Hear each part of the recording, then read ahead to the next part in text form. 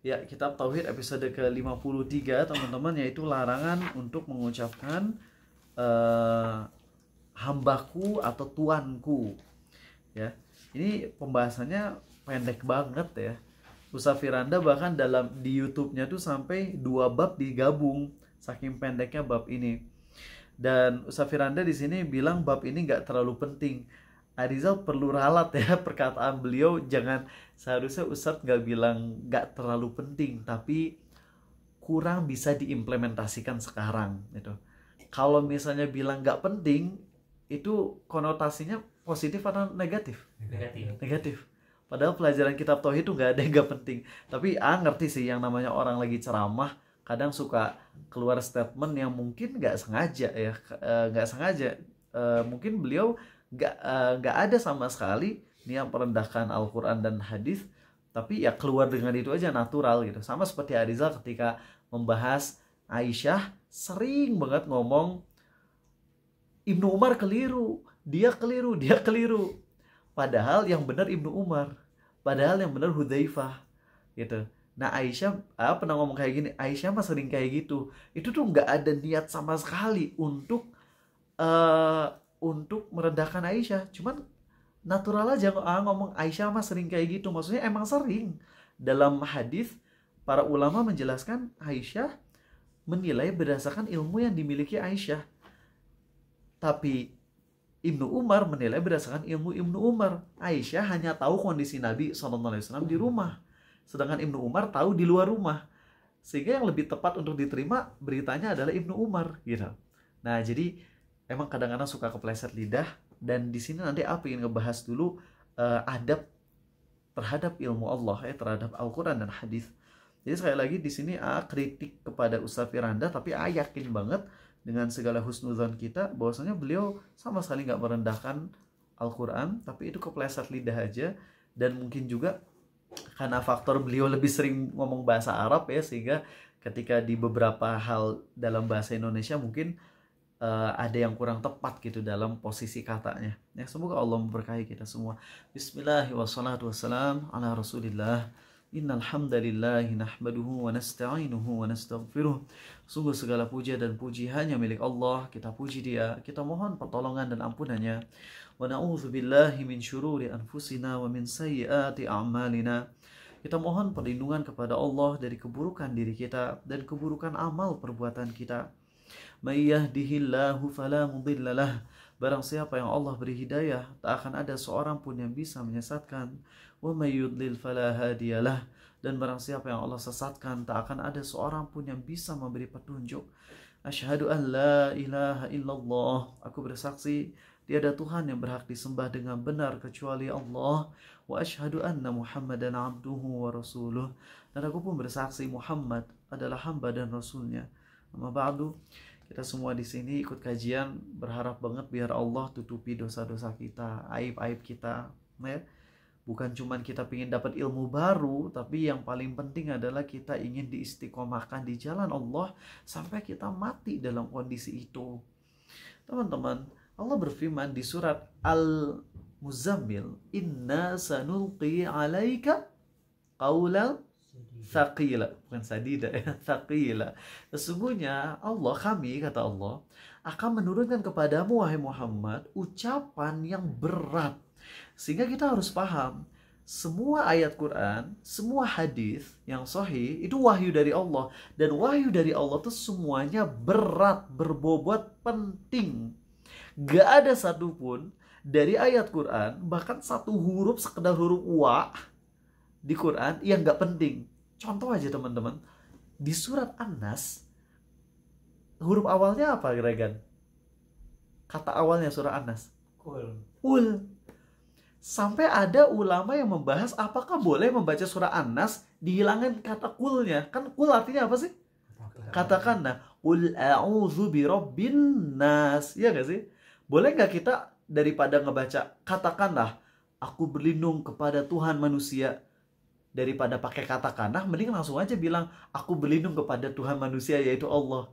Kan sama-sama aja dari segi maknanya. Tapi gak bisa kita ngilangin kata kul. Di situ ada makna yang dalam. Kul artinya kan katakanlah, itu perintah atau berita. Perintah Allah. Ketika kita membaca qul, lalu kita baca a'udzu birabbin nas, berarti kita di situ lagi melaksanakan perintah Allah. Yang mana kalau nggak pakai qul, kita langsung melaksanain perlindungan aja. Kita langsung minta perlindungan. Ya Allah, aku berlindung kepadamu dari keburukan. Ya Allah, aku berlindung kepada Allah Tuhan manusia. Kita langsung berlindung. Tapi kalau kita baca qul dulu, berarti kita di situ lagi melaksanakan perintah Allah. Dan ini kaidah dalam berdoa. Sebelum doa, istilahnya apa? Kalau mau nembak harus punya amunisi gitu loh. Kalau kita mau doanya dikabul harus melaksanakan perintah Allah dulu. Makanya Allah berfirman di surah Al-Baqarah ayat 186, fal yastajibu li wal yu'minu bi la'allahum yarshudun. Ayat tentang doa, Allah bilang hendaklah mereka patuh kepadaku dan beriman kepadaku agar mereka tetap berada di atas jalan yang lurus. Jadi ketika doa, boleh sih langsung doa juga. Tapi alangkah baiknya sebelum doa tuh kita apain dulu? Laksanakan perintah Allah dulu. Dan ketika kita baca qul di awal, itu kita lagi mengamalkan perintah Allah. Nah jadi ingat ya, gak ada satupun ayat Quran, bahkan satu huruf di Quran yang gak relevan, yang gak berguna. Mungkin bahasa yang tepatnya adalah bab ini kurang bisa diimplementasikan sekarang. Secara lafaznya kurang bisa. Tapi kalau secara pelajarannya, banyak banget. Nih ya, dalil cuma satu. Yaitu hadis Sahih Bukhari. Nabi kita SAW bersabda dalam hadis Sahih Bukhari dan Muslim, ya, la yaqul ahadukum at'im rabbak. Beliau bersabda, jangan kalian berkata ketika memerintahkan budaknya dengan kalimat, hidangkanlah makanan untuk tuanmu. Robbak tuh Tuhanmu, ya. Rob, nanti dia jelasin yang dimaksud rob di sini ya. Hidangkanlah makanan untuk Robmu, berilah minuman untuk Robmu. Akan tetapi cukup katakan Sayyidku dan Maulaku. Kita tahu ya budak. Jadi kalau ada yang bilang Islam mengajarkan perbudakan, enggak. Islam mengajarkan bagaimana untuk mengatur perbudakan. Jadi perbudakan itu udah ada dari zaman dulu sebelum adanya Nabi Muhammad SAW. Dengan adanya peperangan, kemudian yang perempuannya dijadikan budak, istrinya, anak-anaknya jadi budak. Begitupun tawanan perangnya juga bisa dijadikan budak. Nah, para budak ini udah ada dari zaman dulu. Medieval gitu, apa istilahnya orang sejarah apa sih kan, yang medieval ya. Pokoknya zaman-zaman darkness gitu di Eropa gitu, itu udah biasa. Ada orang-orang yang diperbudakan tuh udah banyak. Nah, Islam mengajarkan untuk berbuat baik kepada budak. Bahkan banyak banget dosa-dosa yang mana kafaratnya, penebus dosanya adalah dengan memerdekakan budak. Kalaupun kita nggak memerdekakan budak, maka kita berbuat baik ke budak yang kita miliki. Jangan sewenang-wenang, jangan digampar gitu. Baikin, bahkan kalau bisa kita makan ayam fried chicken, kasih ayam fried chicken juga ke si budaknya gitu. Kita makan makanan mewah, kasih juga makanan mewah. Makanya nggak aneh kalau dulu budak-budak yang dibebaskan oleh tuannya teh nggak mau bebas. Karena saya udah enak jadi budak. Enak banget tuanku, baik banget kepadaku. Itu banyak budak zaman dulu yang ketika dibebaskan malah tetap pingin bareng sama majikannya. Nah jadi budak itu sekali lagi teman-teman ya, terjadi perbudakan itu ketika perang, beres perang, anak, istri yang jadi tawanan. Begitupun laki-laki yang dulunya ikut perang juga ketika udah kalah, ya udah itu dipenjara kemudian dijadikan budak. Dan itu jadi kayak pembantu, tapi bedanya kalau pembantu kan digaji, ada akadnya. Kalau budak nggak digaji, budak tuh ya udah milik saya, mau diapain terserah saya. Bahkan kalau budaknya lawan jenis, misalnya bukan budaknya lawan jenis ya, kalau tuannya perempuan, budaknya cowok, itu nggak boleh berhubungan badan. Yang boleh tuh kalau si majikannya cowok, budaknya cewek, itu boleh berhubungan badan. Alasannya kenapa? Itu pembahasannya banyak di masalah perbudakan ya. Jadi kita nggak bahas dulu. Jangan bilang, ih kok Islam ngajarin hina banget ya sama budak kayak gitu-gitu. Enggak, itu ada pembahasan panjang yang nanti kita perlu bahas. Tapi nggak sekarang, karena bukan itu kan pembahasan kita ya. Nah, jadi budak tuh udah ada dari zaman dulu. Dan Islam mengajarkan untuk berbuat baik kepada budak kita. Nah, kalau kita punya budak, contoh aja misalnya Regan lawan mana kan misalnya? Manchester United kira-kira bukan, maksudnya Regan orang Indonesia nih, misalnya perang lawan negara apa? Contoh aja kan ya. Amerika. Lawan orang Amerika, kemudian kalah tuh. Habis itu ada anak-anak kecil gitu, anak-anak kecil yang lucu-lucu, yang cowok, dan juga ada cewek-cewek yang cantik gitu. Dan itu jadi budaknya Regan ya. Regan bebas tuh ke yang ceweknya mau ngapain aja bebas, asal jangan dijahatin gitu ya. Kalau mau diapain dimainin nggak ada masalah. Karena itu punya Regan. Nah, ketika Regan pingin sesuatu dari budak ini, pingin makan, pingin minum, jangan ngomong, "Hei budak, hei hambaku, kasih minum kepada Robmu." Rob itu artinya Tuhan ya. Oke, sekarang kita bahas dulu kata Rob ya. Nanti kita kembali ke kisah Regan ya. Kisah fiktif tentunya ya. Rob ya. Rob itu kalau kita ngomong Ar-Rob, itu artinya adalah God. Atau bahasa Indonesianya apa? Tuhan. Ar-Rob. Ar-Rob. Alif lam rob. Ar-Rob itu artinya Tuhan.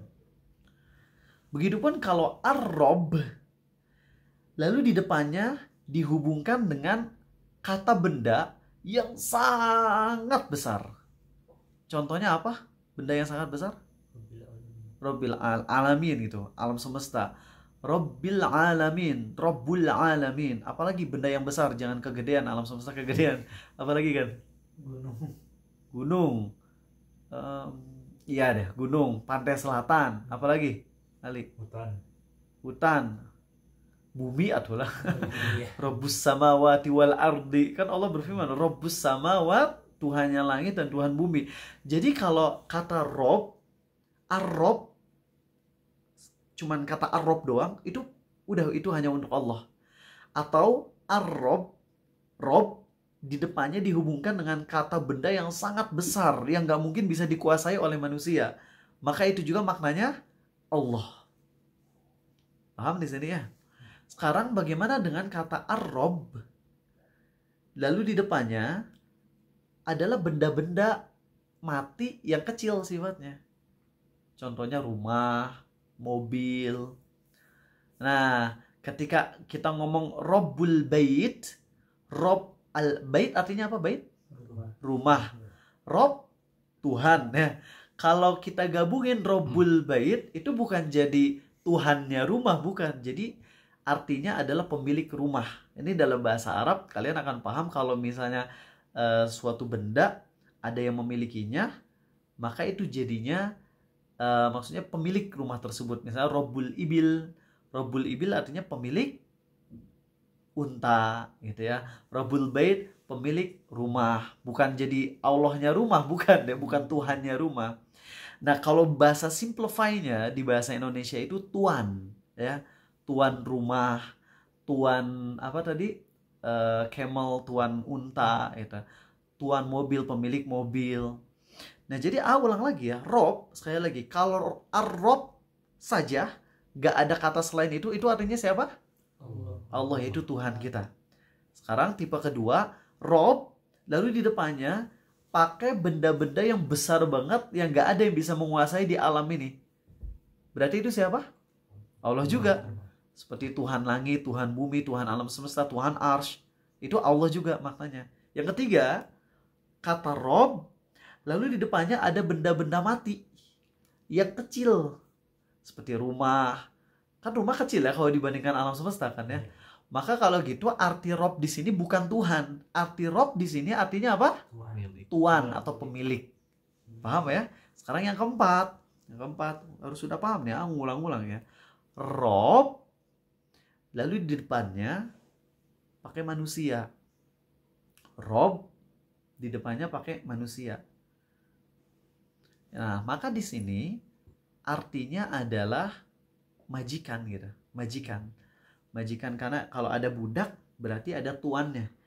Kalau itunya budak berarti lawan dari budak majikan atau tuannya. Nah, teman-teman, untuk menyebut kata tuan dalam artian majikan, itu bisa pakai kata Rob, bisa juga pakai kata Sayyid, bisa juga pakai kata Maula. Ya, kalau Sayyid itu pemimpin, Maula artinya pelindung, kalau Rob artinya apa? Tuan gitu. Sebenarnya maknanya sarua keneh gitu. Sama-sama aja. Cuman kata Rob itu beririsan dengan makna Allah. Beririsan. Sedangkan kalau kata Sayyid dan Maula itu maknanya lebih kepada makhluk. Kalau kata Rob bisa maknanya pemilik gitu, pemilik budak ini. Tapi karena kata Rob ini beririsan dengan makna Allah, maka demi mencegah dari kata yang beririsan dengan makna Allah, Nabi kita SAW menyuruh jangan pakai kata Rob. Diganti jadi pakai kata Sayyid atau Maula. Tujuannya apa? Tujuannya agar kita mensucikan Allah dan mengagungkan Allah seagung-agungnya. Kalau kalian tahu, ini fatwa, bukan ya fatwa lah bisa dibilang, dari Dr. Zakir Naik dan juga gurunya yaitu Ahmad Didat. Sebenarnya orang-orang Kristen zaman dulu itu mereka nggak ada masalah nyebut Allah dengan Al-Ab. Al-Ab. Karena Al-Ab zaman dulu mah artinya ya Tuhan gitu. Tuhan. Jadi kata Al-Ab tuh bisa artinya Tuhan, bisa juga artinya apa? Ayah. Gitu. Tapi mereka nggak ada masalah, nggak ada satupun orang Kristen yang terdahulu yang menganggap bahwasanya Father in the sky karena gitu, Father artinya ayah yang ada di langit. Mereka nggak ada yang menganggap bahwasanya Allah tuh maksudnya ayahnya Yesus, enggak. Karena Al-Ab di sini yaitu ayah, Father yang dimaksud adalah maksudnya Tuhan gitu.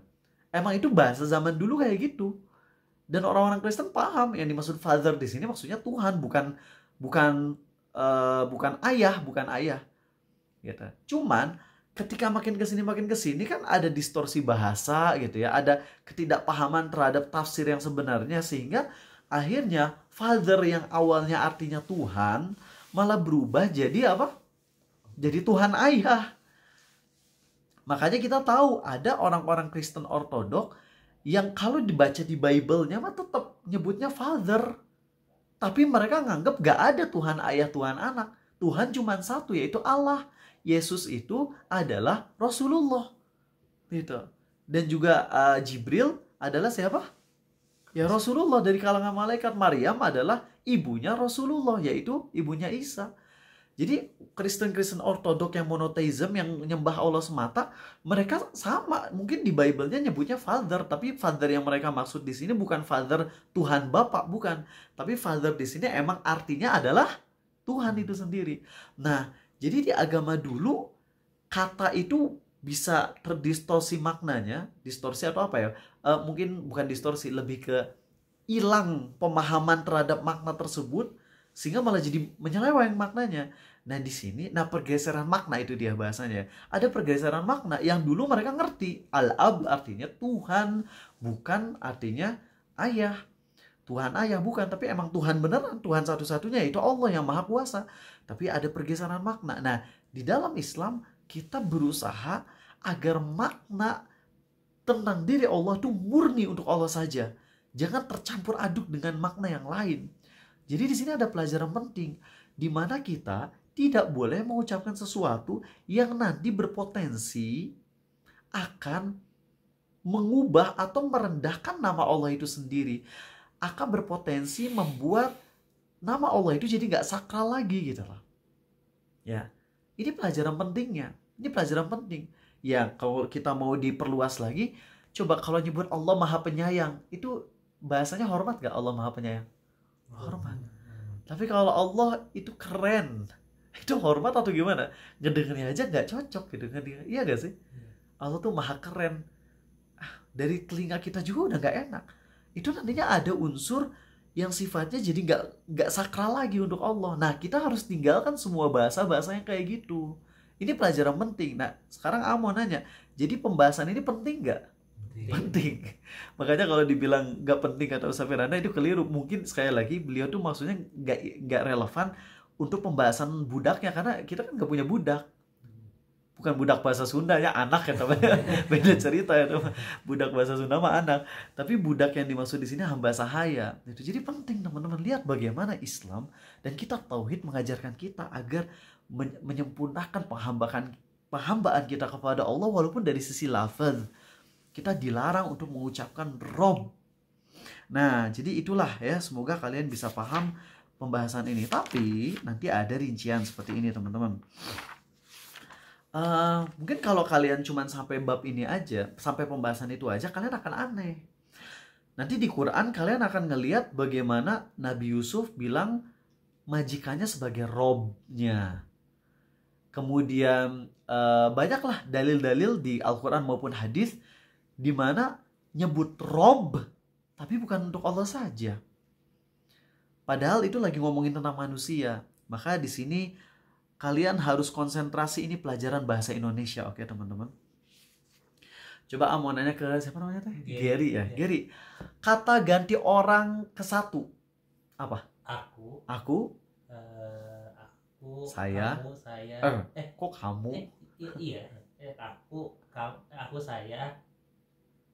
Ya udah, aku, saya, kami gitu ya. Oke. Kata ganti orang kedua, Regan. Kamu, Anda, mereka.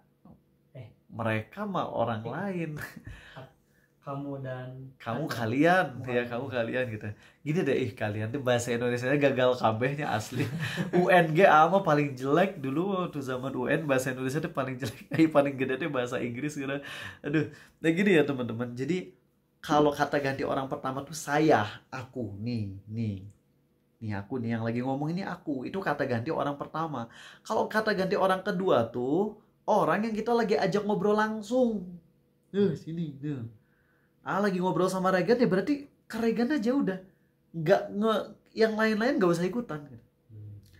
Kalau kata ganti orang ketiga itu dia atau mereka. Orangnya gak ada gitu. Orangnya gak lagi ada di antara kita. Lagi ngobrol sama Regan, terus ngomongin Daniel yang ada di luar. Berarti Daniel sebagai orang keberapa? Ketiga. Paham ya? Nah, pahami ini baik-baik teman-teman. Yang dilarang dalam hadis adalah mengucapkan Robmu atau hambaku itu kalau kita lagi ngomong ke kata ganti orang kedua. Yang dilarang tuh kalau kita lagi ngobrol langsung dengan lawan bicara kita. Regan punya budak cewek. Nah, Regan gak boleh ngomong, wahai hambaku, wahai hamba cewekku, tolong kasih minuman ke tuanmu, ke robmu nih. Nah ini gak boleh. Tapi kalau kasusnya gini, ngomong ke budaknya Regan. Lagi ngomong ke budaknya Regan tentang Regan. Berarti Regan di sini kata ganti orang keberapa? Ketiga. Kalau ngomong ke budaknya Regan tentang Regan sebagai orang ketiga, maka itu boleh pakai kata rob. Gitu. Jadi sekali lagi, yang gak boleh itu kalau kita ngomong langsung ke orang kedua, berarti ke kamu, berarti ke budaknya gitu ya. Aku tuanmu, kamu budakku, itu dilarang. Tapi kalau kita ngomongnya tuannya atau budaknya sebagai kata ganti orang ketiga, jadi misalnya lagi ngomong sama Daniel punya budak namanya siapa? Regan gerak. Jangan terkasihan. Lagi ngobrol sama Daniel, terus Daniel punya budak misalnya namanya Ahmad gitu ya, si Ahmad. Berarti Ahmad sekarang lagi kata ganti orang ketiga, lagi ngobrolnya sama Daniel. Kamu tuh tuannya Ahmad tuh hambanya kamu ya. Itu boleh ngomong kayak gitu. Atau lagi ngomong ke si Ahmad, Daniel tuh tuannya kamu ya. Nah itu boleh ngomong kayak gitu ya. Jadi seperti itu.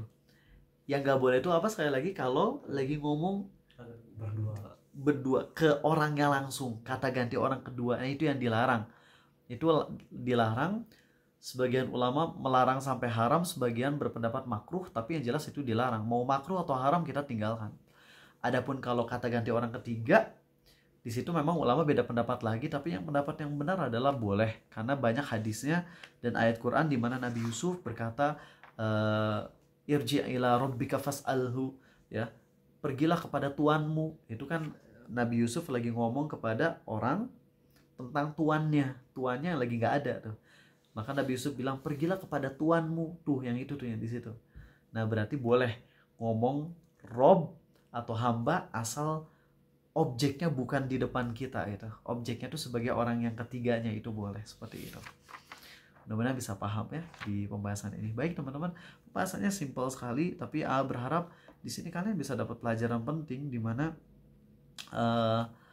sekali lagi inilah bagaimana Islam mengajarkan sampai sedetail ini, dan harusnya kalian kagum gitu loh.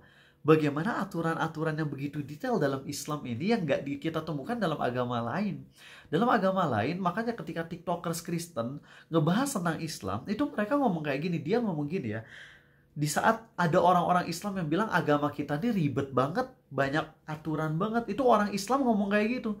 Saya sampai ketika ngebahas halal haram di TikTok, itu ada orang-orang Islam yang ngomong, gue mending murtad aja dah. Itu ngomong kayak gitu tuh udah murtad ya. Jadi jangan kira baru murtad tuh setelah mendeklarasikan saya murtad. Sehingga temennya Regan Tea, masih ingat kan siapa? Sampai sekarang kita masih dendam sama dia gitu. Ada temennya si Regan ngeselin banget asli ya teman. Anak pesantren, udah kenal manhaj salaf ngakunya gitu. Tapi orangnya kayaknya punya penyakit mental apa sih kan? Tahu nggak penyakit mental dia apa? Itu asli orangnya benar-benar zolim banget. Dan dia tuh playing victim. Setiap kali dia salah, dia selalu ngerasa dia yang jadi korbannya. Terus dia tuh ngomong kayak gini ke temennya, aduh kalau saya diginiin terus mah saya mending murtad aja deh. Lah, ngomong mending murtad aja udah murtad ya. Mending murtad aja tuh udah murtad ngomong kayak gitu tuh. Jadi hati-hati. Nah teman-teman, jadi kenapa jadi ngebahas ini ya? Tadi dari mana? Pokoknya intinya teman-teman, oh ya tadi tentang TikTokers Kristen ya. Orang Islam ada yang ngomong agama Islam ribet banget, gue mending murtad aja deh biar bebas. Tapi orang Kristen yang mereka punya a bird view gitu, melihat Islam dari sudut pandang yang lebih luas, si orang Kristen ini ngomong gini, si TikTokersnya, saya mempelajari Islam dan saya kagum terhadap Islam. Karena dalam pandangan saya yang namanya agama tuh harus sempurna. Karena Tuhan kan sempurna. Agama tuh apa sih agama? Agama tuh artinya aturan Tuhan kan. Kalau Tuhan tuh sempurna, maka aturannya juga harus sempurna. Jadi jangan bilang yang sempurna hanyalah Allah. Agama gak ada yang sempurna, itu salah. Agama itu kan aturan dari Allah. Kalau agama gak sempurna, berarti Allah gak sempurna. Itu harusnya logikanya ya. Jadi yang namanya agama itu, jangan bilang agama ciptaan Allah. Bukan, agama itu adalah kumpulan dari perintah dan larangan Allah. Karena Allah sempurna, maka perintah dan larangannya dan hukum-hukumnya pasti sempurna juga. Saya melihat Islam dan saya kagum. Di Islam tuh dibahas ini halal, ini haram. Berhubungan badan itu dibahas halal haramnya. Ngebahas tentang kencing dibahas, cebok dibahas. Saya kagum banget. Karena buat saya Tuhan tuh harus sempurna. Maka ajarannya pun harus sempurna. Dan saya gak temukan itu di luar Islam. Dan masuk Islam alhamdulillah. TikTokersnya alhamdulillah. Followernya udah 1 juta, lupa siapa, Chinese dia tuh. Luar biasa teman-teman, luar biasa. Jadi di sini yang harus kita kagumi dari agama kita. Ketika ngebahas ini tuh, aduh, kok masih ada yang ragu tentang Islam gitu. Yakin orang yang ragu tentang Islam itu dominannya mereka tuh nggak belajar Islam. Dominannya mereka tuh nggak mendalami Islam. Kalaupun mendalami Islam, mereka dengan hati yang kotor. Mereka mendalami Islam dengan basic hati yang udah meragukan Islam. Sehingga ketika belajar bukan nambah yakin, tapi malah bikin makin ragu. Beda dengan orang yang ketika belajar benar-benar ingin tahu gitu. Itu mereka ketika belajar Islam yang ada adalah dapat hidayah, dapat hidayah, dapat hidayah, dapat hidayah. Gitu. Maka kalian lihat, kalau kalian belajar Islam, bikin kalian semakin ragu terhadap Islam, semakin ngerasa berat dengan Islam, hati-hati tuh. Hati-hati. Kita jangan berat dengan Islam, kita beratnya dengan nafsu kitanya gitu. Ya, jangan berat dengan Islam, jangan bilang Islam bikin bete itu. Jangan kesel sama Islam, keselnya sama diri kita. Jadi kalau ada perintah Allah yang berat, jangan kesel sama perintah Allahnya. Keselnya sama kitanya. Kenapa sih ini aku tuh nafsuku berat banget untuk ngamalin ini. Dasar aku jiwa yang buruk gitu. Allah seneng. kalau kita mencela diri sendiri. La uqsimu biyaumil qiyamah wa la uqsimu bin nafsil lawamah. Allah bersumpah demi nafsu yang selalu menyalahkan dirinya sendiri. Itu orang yang sering nyalahin nafsunya, nyalahin dirinya sendiri, ngerasa diri bodoh, ngerasa diri kotor. Itu tuh makin dia ngerasa diri kotor, ngerasa diri lemah, makin Allah cinta, teman-teman. Seperti itu ya. Oke, sedikit aja teman-teman, apa dalilnya boleh ngucapin Rob selain kepada asal Robnya sebagai orang ketiga ya. Itu tadi udah ya tentang Nabi Yusuf ya, Nabi Yusuf udah ngucapin itu. Baik teman-teman, itu aja dari Arizal, dan sekarang kita masuk ke tadabbur surat Yusuf. Kita tuh sampai ayat tentang Nabi Yusuf. Sampai mana ya? Oh ya, wanita Madinah ya. Terakhir kali ngebahas tentang bagaimana sebesar apapun kekuatan kita untuk nutupin aib-aib kita, kalau Allah menghendaki aib kita dibeberkan, kebeberan juga ya. Maka dari itu kita tetap harus berusaha menutupi aib kita, tapi jangan lupa banyak-banyak doa ke Allah agar aib tersebut tidak terbuka. Kemarin ada yang curhat ke Arizal, seorang wanita random ya di WhatsApp. Yang wanita ini dia hamil sama pacarnya dan dia bingung. Pacarnya nggak mau tanggung jawab. Kalau dia aborsi dia dapat dosa membunuh. Kalau dia ngasih tahu ke ayah, ayah pasti akan marah besar dan akan bisa jadi membunuh juga. Nggak bisa ngasih solusi. Maaf kalau udah kaitannya dengan sampai mendekati pembunuhan gitu, Arizal nggak mau bantu, karena kalau Arizal salah respon nanti Arizal yang bakalan disalahin takutnya. Jadi cuman mendoakan semoga Allah memberi jalan keluar, tapi maaf saya nggak bisa ngasih solusi. Tapi mau nggak mau pasti ujung-ujungnya akan ketahuan aib tersebut. Nah teman-teman, teruslah berdoa ke Allah agar Allah tutupi aib-aib kita, dosa-dosa kita. Jangan lupa untuk berdoa dengan doa yang diajarkan Nabi SAW. Allahumma astur auratina wa amin rawatina. Ya Allah, tutuplah aib-aib kami dan juga tenangkanlah kami dari rasa takut kami. Itu udah kita bahas ya 3 mingguan yang lalu. Dan sekarang kita akan ngebahas di pembahasan ini, yaitu waqalatil ra'atul madinati astagfirullah, kok tiba-tiba ngeblengin ya. Fil madinati ya, imra'atul azizi turawidu fataha an nafsih qad syaghafaha hubba inna lanaraha fi dhalalin mubin. Nah ini dia bagian sini. Falamma sami'at bimakrihinna arsalat ilaihinna wa a'tadat lahunna muttaka'u wa atat kulla wahidatin minhunna sikkinan wa qalat ikhruj 'alayhin. Falamma ra'aynahu akbarnahu wa qatta'na aydiyahunna wa qulna hasha lillahi ma hadza bashara in hadza illa malakun karim. Ya, ketika wanita Madinah itu ngobrolin, ngegibahin Zulaikha, lalu Zulaikha mendengar gibah tersebut, Zulaikha akhirnya bikin rencana untuk ngebawa orang-orang yang ngegibahin dia ke istana, lalu dikasih pisau, dikasih buah-buahan, dan kemudian pas lagi motong-motong buah, itu Yusuf datang, lalu mereka memotong tangan-tangan mereka sendiri. Ya, dan berkata, ini indah banget, ini ciptaan Allah yang indah banget, ini bukan manusia, ini tuh malaikat. Kemudian Zulaikha bilang, qalat fadzalikunna alladzi lumtunnani fihi wa laqad rawattuhu an nafsihi fasta'sam wa la illam yaf'al ma amuruhu la yusjananna wa la yakuna minas saghirin. Nanti ayat yang kedua ini pengen bahas lebih dalam pekan depan insyaallah. Tapi di sini pengen ngebahas yang penting banget buat kalian, pelajaran dari ayat yang tadi baca. Sekali lagi ayatnya bunyinya gini ya. Ketika orang-orang ngegibahi Zulaikha, lalu Zulaikha ngapain? Dengan manggil wanita-wanita yang menggibahinya, terus apa? Ngasih pisau, buah, disuruh motong tangan, kemudian datang Nabi Yusuf, lalu motong tangan, disuruh potong buah ya. Terus pas datang Nabi Yusuf, motong tangannya sendiri tuh orang-orang, dan berkata ini bukan manusia, ini tuh malakun karim, ini tuh malaikat yang mulia. Lalu Zulaikha bilang, ini nih yang kalian nuduh aku, ini nih yang kalian salahin aku atasnya nih. Jadi Zulaikha ngaku, ya aku salah. Sekarang kalian ngerasakan bagaimana yang kalian rasakan ketika ngelihat Yusuf gitu. Kalian ngelihat baru sekali doang, aku ngelihat 30 tahun sama Yusuf gitu, gimana gak greget gitu. Nah teman-teman, ada pelajaran penting. Pelajaran pertama adalah hati-hati. Jangan ngejek orang lain atas dosa yang mereka lakukan. Ini pelajaran penting.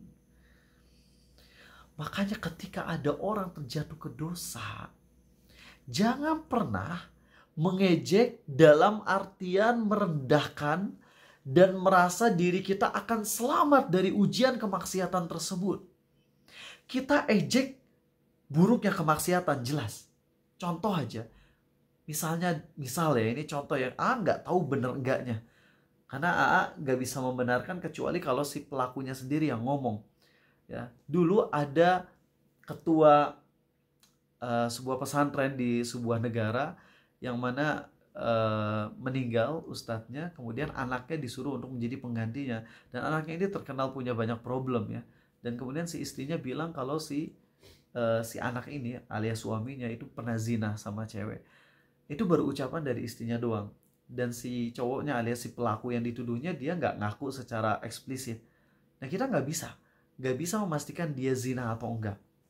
Oke. Tapi memang ada banyak problem yang emang terang-terangan yang bisa kita ngelihat. Dosa-dosa yang dia lakukan terang-terangan, kita benci banget. Kita benci banget abis-abisan. Mungkin wallahu alam di CCTV kelihatan dia bareng sama pelacur bareng ke kamar. Ya udah kita katakan dia jalan bareng sama pelacur ke kamar. Tapi apa yang dilakukan di kamarnya kita nggak bisa memastikan. Karena untuk zina itu minimal berapa orang saksi? 4. Dan 4-nya harus ngelihat kemaluan masuk ke kemaluan. Jadi kalau sekedar istrinya bilang dia zina atau dianya ngakunya nggak eksplisit gitu, masih remang-remang, udah kita nggak usah ikut campur. Kita jangan bilang dia zina, tapi kita bilang aja dia jalan bareng sama pelacur sama cewek seksi menuju kamar hotel. Itu aja yang kita bilang, cukup. Yang kita judge hanya yang kita bisa ngelihat aja. Adapun yang di dalam dia ngelakuin apa kita nggak bisa. Kita ejek kemaksiatan tersebut, kita hinakan kemaksiatan tersebut, kita benci abis-abisan, kita laknat kemaksiatan tersebut. Tapi saat kita melakukan itu semua, nyadar diri kalau aku ada di posisi dia, bisa jadi aku lebih parah daripada dia. Sehingga ejekan tersebut akan lebih mengkerdilkan setan dan juga kemaksiatannya. Bukan malah membawa kita jadi ngerasa sombong, ngerasa diri kita akan selamat kalau kita ada di posisi itu. Dan ini adalah hal yang sangat harus kita ambil dari kisah Nabi Yusuf ini. Lihat bagaimana ketika wanita Madinah ngegibahin Zulaiha, bilang udah jatuh cinta banget, ternyata jatuh juga tuh. Dan ada satu hadis, walaupun hadis ini palsu derajatnya, tapi para ulama mengambil pelajaran dari hadis ini. Sekali lagi, ini bukan hadis ucapan Nabi SAW ya, tapi ini hanyalah ucapan nasihat yang disampaikan oleh ulama, yaitu apa? Barang siapa yang mengejek seseorang atas dosanya, maka Allah akan bikin dia jatuh ke dosa tersebut. Regan punya dosa A, lalu A ejek-ejek Regan atas dosa A tersebut, Allah akan bikin Ariza jatuh ke dosa tersebut. Persis. Maka yang harus kita lakukan saat ngelihat orang lain berbuat dosa, kita benci dosa tersebut sambil kita ucapin apa? Alhamdulillahilladzi afani mimma btalaka wa faddalani ala katsirin mimman khalaqa tafdila. Kita benci, kita laknat kemaksiatannya, tapi jangan laknat orangnya ya. Karena melaknat orang individu tuh sebagian ulama melarang. Kita laknat perbuatannya, kita benci perbuatannya, tapi kemudian kita nyadar diri, ya Allah, kalau aku ada di posisi dia, aku mungkin gak akan kuat. Aku mungkin gak ada apa-apanya dengan dia. Bisa jadi iman dia lebih besar daripada aku, cuman dia jatuh di dosa ini. Yang mana kalau aku ada di posisi itu, aku lebih jatuh lagi. Ya Allah, selamatkanlah aku ya Allah dari maksiat-maksiat yang dilakukan oleh dia, oleh mereka.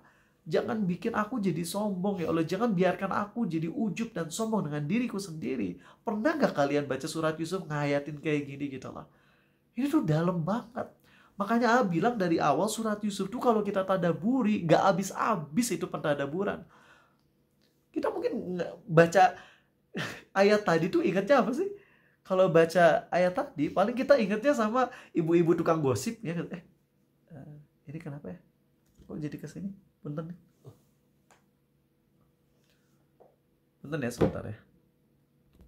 Ya, ketika kita baca surat Yusuf tadi ayat tentang emak-emak yang ngegosip di kota, mungkin kita ingatnya sama itu mah biasa ibu-ibu yang belanja di tukang sayur ngegosip gitu ya. Iya sih, kalau dibikin film mungkin scene-nya kayak gitu ya, gitu. Tapi kita ketika baca Quran kan bukan gitu. Baca Quran tuh dengan pendalaman, pentadaburan. Jadikan tuh pelajaran buat diri kita sendiri. Terus kita coba gitu pas baca, ya Allah, ini wanita-wanita yang nyalah-nyalahin Zulaikha, ternyata mereka juga jatuh kepada kesalahan yang sama. Takjub dengan Yusuf, mereka nafsu. Aku juga kayaknya kalau diuji dengan maksiat yang terjadi sama teman-teman gue, aku nggak akan kuat. Tapi semuanya aku bisa selamat dari itu karena pertolonganmu ya Allah. Buat aku bisa istiqomah di jalanmu. Buat aku bisa bersyukur padamu ya Allah. Buat aku jauh dari maksiat-maksiat tersebut ya Allah. Itu enak teman-teman. Kalau kita posisi selalu tawadu, indah. Makanya coba deh kalau baca surat Yusuf tuh berusaha ngehayatin apa yang bisa kalian hayati. Itu enak banget surat Yusuf. Ya. Wallahu a'lam. Silakan teman-teman yang punya pertanyaan, kita punya banyak waktu ya buat sesi tanya jawab. Alhamdulillah, terima kasih. Yang mau nanya secara langsung boleh. Oh, kenapa kalau kata ganti orang ketiga boleh pakai rob? Afwan masih bingung soalnya masih belum paham bahasa Arab. Jawabannya simple Teh Nuril, yaitu karena Nabi SAW melakukannya. Karena Nabi Yusuf melakukannya. Karena ada dalilnya di Quran, yaitu nyebut rob untuk orang ketiga. Itu boleh. Ya, makanya boleh gitu. Simple, karena ada dalilnya jadi boleh. Kenapa nggak boleh kalau ke orang kedua? Karena ada dalilnya. Dilarang. Gitu. Jadi gitu simple sih sebenarnya. Karena ada dalil, karena ada dalil. Gitu. Silakan Ali. Bismillah. Kalau misalnya lupa wudu ketika beres sholat, ini sholat Jumat gitu. Lupa wudu setelah sholat Jumat ya, gitu ya? Sholat Jumat, jadi waktu pas jalan pulang ternyata lupa wudu. Itu gantinya gimana itu? Ya gantinya sholat duhur ya. Jadi beres sholat duhur baru ingat, beres sholat Jumat baru ingat, astagfirullah belum wudu, ya udah sholat duhur jadi gitu. Oke. Iya. Iya, Regan mau nanya? Ya silakan Regan. Yang pertama terkait materi. Iya. Kalau kita manggilnya tuh kan tadi ada Maula ya, Maula sama Said. Nah kalau pakai Abdul bagaimana, kayak Abdul Muthalib itu apakah diperbolehkan atau tidak? Terus yang kedua, untuk melaknat seseorang itu berlaku secara umum atau enggak gitu, ada orang khusus kayak orang kafir atau orang muslim yang zalim banget boleh juga dilaknat gitu. Oke, baik. Untuk yang pertama apa tadi? Hamba ya? Apa? Hamba. Ya, Abdul Muthalib. Abdul Muthalib. Nah, ya. Ya, jadi teman-teman ngucapin Abdul lalu di depannya nama manusia itu justru yang dilarang kan? Abdul lalu di depannya manusia gitu. Nah, Abdul Muthalib itu juga jadi Abdul, kemudian misalnya Abdul Regan, Abdul ini sebenarnya kalau menamakan itu udah dibahas kan di pembahasan yang waktu 2 minggu 3 minggu yang lalu ya. Regan kayaknya ngantuk-ngantuk, udah dibahas, mungkin gak hadir ya. Mungkin gak hadir. Itu udah dibahas kita. Jadi ada, kalau misalnya kita ngomong Abdul Regan dalam artian itu hamba punya Regan, hamba sahayanya Regan, itu boleh ngomong kayak gitu. Ya. Tapi kalau kemudian itu dimutlakan gimana ya bahasanya? Rada susah, harus murojaah lagi pembahasan yang kemarin ya kan. Tapi intinya kalau disebut Abdul Regan, kalau niat kita maksudnya bilang itu hamba sahaya punya si Regan, itu boleh. Tapi kalau kemudian dijadikan panggilan khas dia Abdul Regan itu nggak boleh. Kecuali Abdul Muthalib. Kalau Abdul Muthalib itu pengecualian yang sebagian ulama membolehkannya gitu. Kenapa dibolehin? Ya tanya ulama yang membolehkan aja gitu. Ya gitu ya kan ya. Tapi kalau misalnya selain Abdul Muthalib itu nggak boleh. Nggak boleh bilang Abdul Rizal, Abdul Regan, Abdul Daniel gitu. Karena kalau udah ada Abdul, depannya harus nama Allah. Ya. Nggak boleh Abdul Regan. Kecuali sekali lagi ketika kita ngomong Abdul Regan dalam artian itu hamba sahaya milik si Regan, itu nggak apa-apa. Tapi kalau dijadiin nama itu haram. Ya nggak boleh. Karena yang boleh itu Abdullah, ya Abdurrahman, Abdurrahim, Abdul Malik, itu yang boleh. Kalau Abdul Rizal berarti hambanya Rizal, itu nggak boleh. Nggak boleh. Itu di pembahasan tentang nama Allah ya. Nama Allah di pokoknya 2 atau 3 minggu yang lalu lah gitu.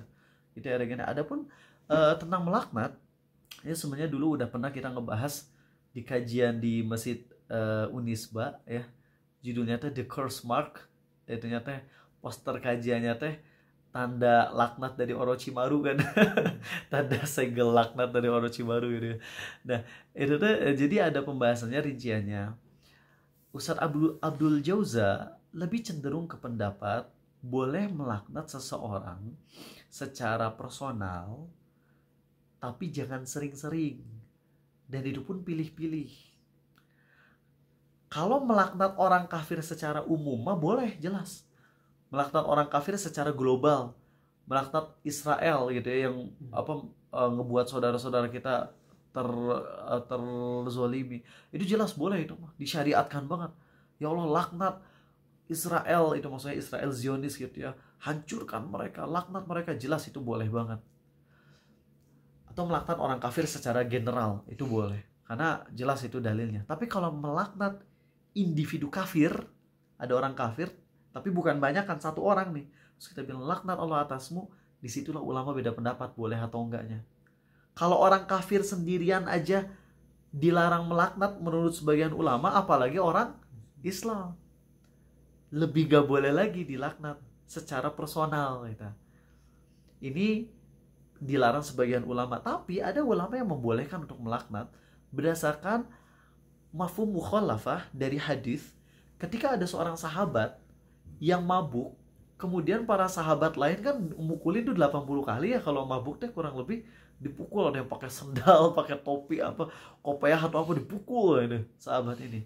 Lalu ada satu sahabat yang sambil mukul yang mabuk itu sambil bilang, semoga Allah melaknatmu.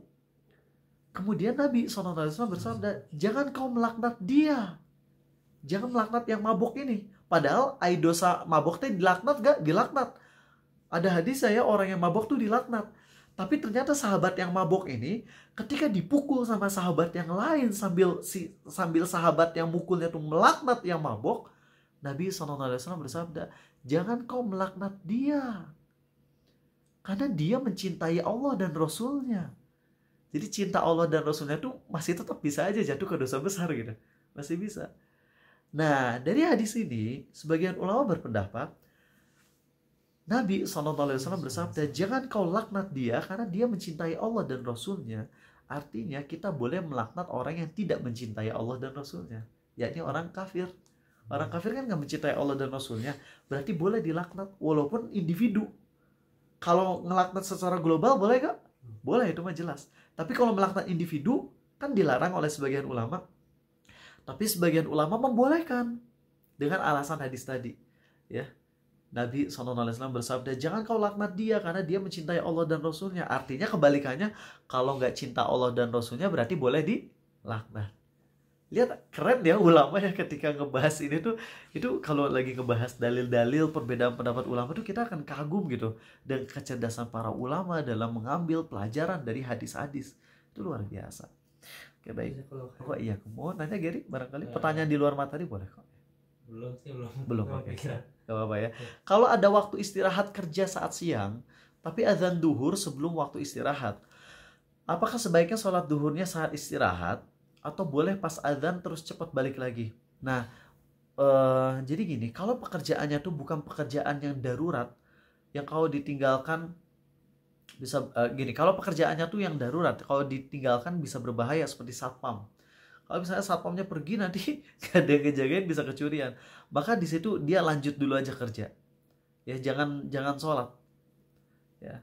Tapi kalau pekerjaannya tuh gak akan memudaratkan saat dia langsung potong dengan sholat dulu, maka dia potong dulu. Karena ini hukumnya sama dengan orang yang pipis. Hak asasi manusia itu diatur dalam hukum pekerjaan, kan lebih ngerti lah. Hukum-hukum pekerjaan lah pokoknya gitu. Ada aturan-aturan dalam pekerjaan. Kalau mau pipis, mau BAB saat kerja gak boleh dilarang. Kalau dilarang nanti gak burudul eta di kursinya. Nah jadi orang yang mau BAB, mau pipis itu gak boleh dilarang. BAB ya kita taruhlah 10 menit gitu. Ya 10 menit. Sholat juga kan segitu, 10 menitan. Makanya kita usahakan sebelum duhur itu udah punya wudhu dulu. Sehingga nanti ketika azan kita tunggu dulu, menjelang qomat kita ke masjid. Tapi kalau jauh dari masjid gak boleh ke masjid loh. Ini penting loh. Yang maksud ke masjid itu kalau dekat sama masjid. Apa parameter dekat?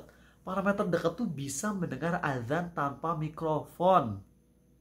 Itu parameter dekat atau jauhnya dari masjid. Kalian di lantai 100, masjid sebelah gedung, tapi lantai 1. Kira-kira kalau di masjid ini azan tanpa mikrofon, kedengeran gak sampai lantai 100? Mual kadenge. Ya jangan maksain ke masjid. Udah sholat aja di sana. Ya sholat aja di ruangan atau di musola gitu. Ya jadi yang maksud dengan pergi ke masjid itu kalau dekat dengan masjid dengan parameter jarak dia dengan masjid bisa terdengar azan tanpa mikrofon. Itu ya. Kalau nggak kedengeran jangan maksain ke masjid ya.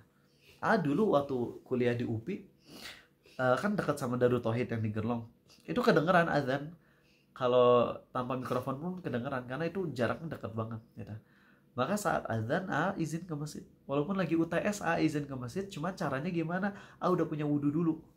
Sebelum zuhur udah punya wudu. Pas azan perkiraan kan 7 menit tuh. Maka setelah azan tunggu sekitar 3 menitan. Habis itu izin ke masjid. Lalu beres sholat langsung balik lagi ke kampus. Langsung balik lagi untuk ngerjain UTS atau UAS. Dan guru-guru, dosen-dosen gak pada mempermasalahkan. Karena ya kalau ini bukan bermaksud nyombongin diri ya, kalau misalnya ada orang yang rela untuk motong UAS untuk sholat, masa sih curang gitu loh. Masa mau curang gitu loh. Ya, jadi kayak mereka gak mempermasalahkan dosen-dosennya, alhamdulillah. Ya gak berguna juga kok kalau misalnya curang saat UTS. Mau ke masjid, efeknya pas di masjid ngecek gitu ya, ngebuka biar ujiannya dapat bagus. Gak berguna banget, not worth it. Oke. Ada tugas bagaimana cara saudara menjelaskan secara ilmiah bahwa Allah Tuhan Anda dan Tuhan yang Maha Esa. Kalau misalnya bilang Allah Tuhan Anda, itu kita hanya bisa tahu berdasarkan firman Allah. Ya, berdasarkan firman Allah. Dan kalau misalnya kita bilang Tuhan itu satu, maka itu jelas bisa dijelaskan secara ilmiah. Itu aja deh. Chat WhatsApp Ariza nanti kasih rekamannya gitu. Ya, itu jawaban yang sangat logis tuh ada di Quran. Jadi Quran itu jangan kira nggak logis. Justru ada di Quran yang sangat logis banget. Kalian nggak tahu ya, belum pernah main God of War. Tapi tahu banget game Final Fantasy. Itu game Final Fantasy itu banyak banget Tuhan-Tuhannya loh. Banyak banget Tuhan-Tuhannya. Dan karena banyak Tuhan, apa yang terjadi di gamenya? Perang antar Tuhan. Perang antar Tuhan. Kalau Tuhan banyak, perang. Dunia hancur. Alam semesta hancur. Dan ini sesuai banget dengan firman Allah di surat Al-Mu'minun. Ya. Wa ma kana ma'ahu min ilah idzal ladzahaba kullu ilahim bima khalaqa wa la'ala ba'dhum 'ala ba'd. Kalau Tuhan tuh banyak ya, selain Allah ada Tuhan selain Allah, ini saya masing-masing Tuhan tuh akan bawa makhluk-makhluknya ciptaannya, lalu masing-masing Tuhan akan saling perang, ngalahin satu sama lain. Alam semesta nggak akan teratur. Maka keteraturan alam semesta ini, ya, keteraturan alam semesta ini bukti bahwasanya Tuhan tuh hanya satu. Itu jelas, itu jawaban yang logis banget. Kalau masih nggak masuk akal, nggak tahu, nggak ngerti ya harus ngejelasin pakai apa. Suruh dia main game-game kafir yang gitu. Mainnya bukan biar mereka ikut kafir, biar ngerti aja gitu. Pola pikir orang-orang kafir aja paham. Kalau banyak Tuhan tuh perang, hancur. Realitanya alam semesta ini teratur, nggak mungkin Tuhan banyak. Itu logis banget sebenarnya. Ya, adapun Tuhan kita namanya Allah, maka sebenarnya ini juga bisa masuk ilmiah. Tapi ilmiah dari sudut yang lain. Gini teman-teman. Kalau misalnya Regan, Gary, Ali, Fahri, Daniel berada dalam 5 benua yang berbeda, tidak saling kenal, tidak dihubungkan dengan media apapun. Ngerti ya? Oke, kalian berlima ada di beda benua. Sok sebut aja biar kalian connect. Benua apa, Gary? Benua Asia. Asia, Regan. Eropa. Fahri. Afrika. Oke. Ali. Amerika udah tadi Regan ya. Udah ya Regan. Eropa, Amerika ya. Kalau ini Regan? Benua Antartika sama si penguin. Bayangin kalian dari 5 benua yang berbeda. Terus tiba-tiba suatu saat kalian ketemu. Pas kalian ketemu, kalian ngomong satu kalimat dengan bunyi yang sama persis tanpa ada bedanya. Padahal kalian gak pernah janjian, gak pernah ada komunikasi sebelumnya, tapi pas kalian ketemu, kalian ngomong satu kalimat, yang kalimat itu sama persis dari A sampai Z, persis banget. Kira-kira kalimat tersebut bisa dipastikan kebenarannya nggak? Pastilah. 5 orang dari tempat yang berbeda, nggak pernah ada janjian, tapi kok bisa ngomong dengan sesuatu yang sama persis gitu. Apalagi kalau kejadiannya tuh bukan cuma di generasi kalian, tapi generasi setelahnya, generasi setelahnya, generasi setelahnya, generasi setelahnya. Itu bukti bahwasanya ada sumber yang valid yang nggak mungkin bisa salah. Jadi kalau dalam Islam namanya mutawatir. Nah, Quran itu mutawatir. Mutawatir sendiri itu secara ilmiah, tapi ilmiahnya bukan ilmiah versi sains ya. Itu sendiri udah sangat masuk akal, nggak mungkin salah, nggak mungkin keliru. Maka ketika kita bilang Allah Tuhanku karena ada di Quran, dari mana kamu meyakini Quran itu benar? Ya tadi aja. Coba bayangin orang dari berbagai macam daerah yang berbeda, yang nggak pernah bertemu, tapi kok bisa ngucapin kalimat yang sama persis? Itu nggak mungkin, mustahil. Kelirunya error persentasi errornya tuh 0, nggak ada 0%. Nggak mungkin salah. Itu kan ilmiah banget sebenarnya. Cuman sayang sekarang tuh orang-orang nganggap yang namanya ilmiah tuh maksudnya scientific. Jadi gimana biar Allah bisa dijelaskan lewat tabel periodik kimia? Ya kagak bisa. Mau gimana dijelasin pakai tabel periodik atau kalian teh? Bukan gitu ilmiah tuh. Ilmiah tuh lebih luas dari sekedar pembahasan sains, teman-teman. Ya seperti itu. Oke. Oh, God of War juga gitu ya ceritanya. Nggak ngerti ya, agak main. Jadi nggak tahu. Izin bertanya, di luar materi, misal kita kerja di sebuah minimarket yang mana misalnya di Alfamart dan Indomaret yang di situ menjual rokok, apakah gaji yang kerja di sana halal? Gajinya halal. Kenapa? Karena core bisnisnya halal dan rokok itu nggak sampai 1% loh, nggak sampai 1%. Maka di situ kerjanya tetap halal, tapi dia nanti sedekah 1% aja lah dari gajinya. Misalnya gaji 4 juta, dia sedekahin 40.000 dengan niat untuk mensucikan harta yang tercampurnya, gitu ya, seperti itu. Jadi cara untuk mensucikannya, tapi jangan jadi keluar di Alfamart, Indomaret mungkin haramnya 1%. Nanti kalian pindah kerjaan haramnya 7%, bisa jadi lebih parah lagi ya. Bagaimana cara menasihati orang tua yang sudah tidak mau lagi sholat? Berbagai cara sudah dicoba, tetapi beliau malah lebih galak. Kalau gitu doain aja, doain hidayah. Oke. Saya masih bingung kenapa kalau baca surat An-Nas kenapa pakai kul, walaupun konteksnya lagi zikir pagi dan petang. Kenapa nggak langsung aku berlindung kepada Allah? Apakah karena ada dalilnya atau ada pembahasan lain? Ya pertama karena kul sendiri itu kan dari Allah. Itu kan dari Allah. Itu kan firman Allah. Maka ketika kita ngucapin kul, di situ kita lagi melaksanakan perintah Allah dan membaca firman Allah juga. Ya jadi intinya kata kul itu kan perintah. Dan ketika kita membaca kata kul, berarti kita juga bukan cuma ngelakuin action, tapi ini ya, kalau misalnya Ariza bilang a'udzu birabbin nas, aku berlindung kepada Tuhannya manusia, berarti lagi melakukan action. Tapi kalau Ariza bilang kul dulu di awal, lalu bilang a'udzu birabbin nas, berarti Ariza tuh lagi melakukan perlindungan kepada Allah atas perintah Allah ke Arizal yang menyuruh dengan kata kul tersebut. Gitu. Jadi di situ kita jadi double gitu lah.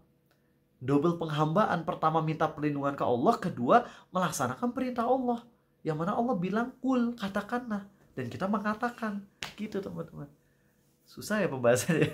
Ya gimana tuh, berusaha memudahkan tapi tidak ada hal-hal yang di luar kapasitas Arizal, di luar kemampuan Arizal untuk mempersimpel lagi.